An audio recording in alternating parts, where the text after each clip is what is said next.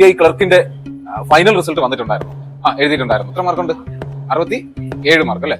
അത് നല്ലൊരു അച്ചീവ്മെന്റ് ആണ്. പക്ഷെ അത് നമുക്ക് അടുത്ത തവണ എന്ത് ചെയ്യാൻ പറ്റും? അത് പുള്ളിക്ക് അത് റിസൾട്ടിലോട്ട് എത്തിക്കാൻ പറ്റും ഉറപ്പായിട്ട്. 1 മാർക്ക് 0.5 ആ മാർക്കിലേക്കാണ് നമ്മുടെ കുറച്ചധികം റിസൾട്ടുകൾ നമുക്ക് പോയത്. അടുത്ത് വരുന്ന റിസൾട്ടുകൾ നമുക്ക് എന്ത് ചെയ്യാൻ പറ്റും? ഉറപ്പായിട്ട് നമുക്ക് നേടാൻ പറ്റും എന്നുള്ള രീതി. നമ്മുടെ 6 സ്റ്റുഡൻസ് ആയിരുന്നു എന്ത് ചെയ്തിട്ടുള്ളത്?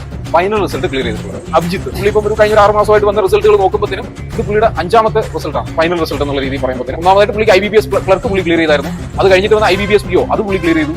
പിന്നെ വരുമ്പോഴത്തേന് NIACLന്റെ അസിസ്റ്റന്റ് അതും പുള്ളിക്കാരന് കിട്ടി. യൂണിയൻ ബാങ്കിന്റെ LBO ലോക്കൽ ബാങ്കിങ് ഓഫീസർ എന്ന് പറഞ്ഞിട്ട് അതും പുള്ളി ക്ലിയർ ചെയ്തു. ഇപ്പൊ ലേറ്റസ്റ്റ് ആയിട്ട് എന്ത് ചെയ്യുന്നുണ്ട്? SBI ക്ലർക്കും ക്ലിയർ ചെയ്തു. 2 ആഴ്ചക്കുള്ളിൽ അടുത്തൊരു റിസൾട്ട് വരാനുണ്ട്. അതിലും പുള്ളിയുടെ പേര് ഞങ്ങൾ പ്രതീക്ഷിക്കുന്നുണ്ട്. NIACLന്റെ AO ഇവിടെ മാതിരി ഇവിടെ ഇതേ ചേറിലിരുന്ന് പഠിച്ച ആൾക്കാരാണ് എന്ത് ചെയ്തു അച്ചീവ് ചെയ്തത് എന്ന് പറയുന്ന ഒരു അവയർനെസ് നിങ്ങൾക്ക് ഉണ്ടാവണം. അടുത്തിനി ഒരു ഇതേമാതിരി ഇവന്റിൽ നിങ്ങൾ എന്ത് ചെയ്യണം? ഇതേമാതിരി സ്റ്റുഡൻസിന്റെ അടുത്ത് വന്ന് നിൽക്കാൻ പറ്റണം.